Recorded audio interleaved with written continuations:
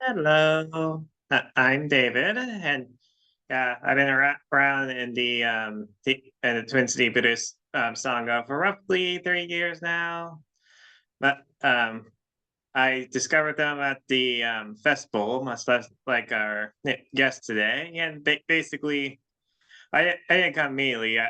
Took me a few months, but I finally came over, and I found a nice little community fellow Buddhists. Like I always had an interest in Buddhism, but uh, always consider the Buddha teachings very more down to earth in many ways.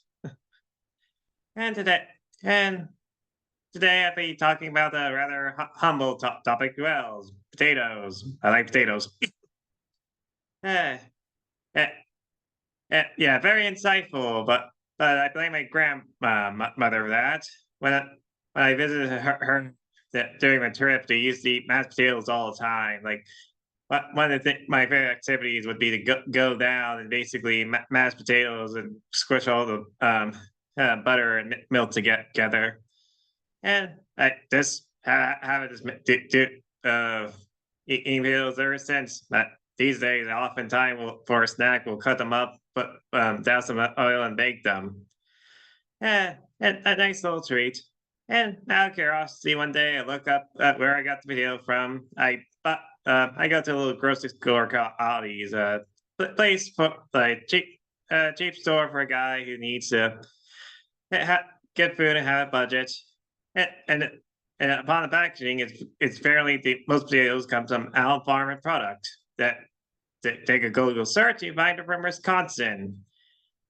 These farmers that are using massive tractors, fertilizers, and more to grow 1,000 acres.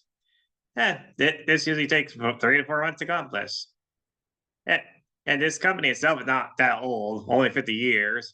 And, and, and yet, potatoes themselves have only been in North America since in the 1800s, at least the United States. The United States, well, in Boston, in the United States, they've been around 1672, which is funny actually, because despite North South America being connected, and the Incas growing them since 18 BCE, it wasn't until the Spaniards brought them along. Strange. Like some events have to occur for me to basically to enjoy my potatoes. Like not just historical events, but the human resources, equipment, fuel, and and the work take to grow and transfer them. But have many of us ever actually stopped to ponder about these minor things in our lives? But if you look around us from the electricity that I'm using to talk through this computer, or the water that through the pipes, there's so many things that it is needed to bring everything together. That the world is highly connected. The Gautama Buddha knew this. Granted, he didn't know that big potatoes existed. That was a treat he missed out on. However, he did know that he did came to realize in enlightenment that all things are interconnected in this world. Every action we take, no matter how small, ripples across it. It may not be immediate, of course. The only thing those ancient Incas realized were helping me make warm memory of my grandmother. To those ancient people, this crop was created for substance, diet. It's this independent ripple effect that Buddha warned us to be compassionate to all beings, regardless of what we believe. Our effects will be felt. Have you observed this in your own life? Remember that God control, that one good deed is still on the other, running into the right person and saying the right words at the time. We all know this, and yet we act like our lives are clean, straight tracks. Not that we don't interact with other. No, we think that we can easily control it. Pull the lever, and then we can switch the tracks without touching all the other straight paths around us. Some reasons come from American culture. As a whole, we are in this psyche that treats the value of each person for none of ourselves. Another part of this is logic come from how we how we live. Thanks to modern technology, we have gotten better at retrieving our bubbles. Our web searches are designed to isolate us to our interests, to tailor experiences and seal us from the world ugliness and discomfort, or from the ideas we don't disagree with. We should do this to our own perils, of course, because more at any time in history, human society are now more interconnected than ever. To illustrate that, let's revisit my happy potato. The price of potatoes have been going up and paying this ladies. Well, not luxury items. The increase digs away at my wallet. I'm feeling no doubt that many of us have suffered from of late. In terms of potatoes, there's three main reasons for the dent. The first one is just the weather have been going crazy. Potatoes, besides their hard nature, are best suited to growing in stable climates. Extreme winter increase. Droughts, floods, storms, and more wreak havoc upon it. Why does this occur? Well, according to modern science, we've been pumping so much carbon into the atmosphere. And the cow's parts aren't helping either. Potatoes and mankind are feeling the effects. Reason two is that producing potatoes are just way more expensive. Let's focus on the fertilizer. The United States import more than half fertilizer from outside the country. Additionally, tariffs are going along. We got, but it, and regardless of how you voted, the person in charge right now is affecting all of us. That's just how things works. And finally, potatoes are becoming popular as a crop in general. Everyone loves potatoes.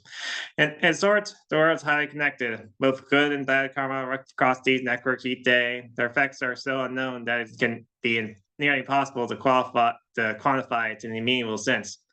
What are we, a single droplet within an ocean of Sumatra, supposed to do about it? Take a breath. First, take a deep breath. Calm your mind. Focus on your own life. Society is vast, but the Buddha knew it still goes of individuals. Each person has a choice to reform the world around them. Your conversation is small. It is, but your single effect may cause a wave you can never foretell.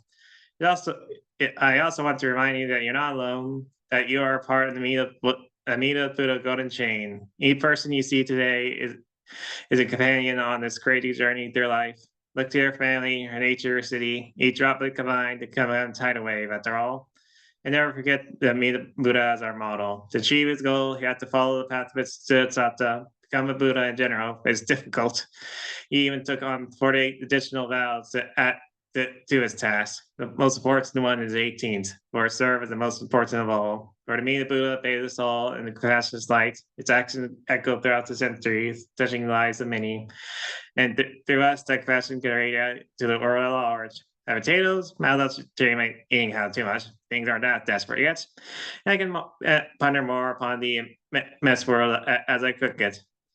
And up to that day, I have found a small sangha to be with and to study the Buddhist teachings. It has provided me a place to sit down and reflect for a little while. I mean, again, we all need more spaces where we can just basically find a quiet place, like go find a quiet place and go gather. I basically think in this modern time that we have gotten so good at making little habitats or bubbles for ourselves that we can sometimes forget that we are made to be connected. We're not little, but yeah, as the saying goes, we're not little islands. We are a